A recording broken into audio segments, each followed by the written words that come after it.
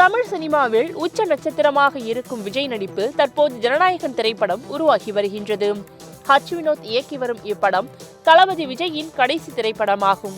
படப்பிடிப்பு நிறைவு பெற்று போஸ்ட் தயாரிப்பு பணிகள் நடைபெற்று வருவதாக தகவல் வெளியாகியுள்ளது.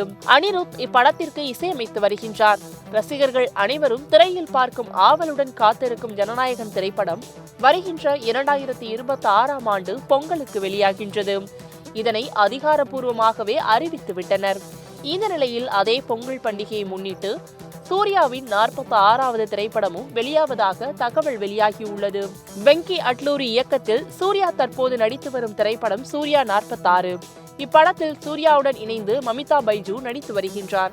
ஜனநாயகன் வெளிவர உள்ள அதே நேரத்தில் சூர்யா 46 படமும் வெளியாக போவதாக கூறப்படுகின்றது. அதேபோல் 2026 பொங்கலுக்கு சிவகார்த்திகேயனின் பராசக்தி படமும் வெளிவரும் என ஏற்கனவே கூறப்பட்டது.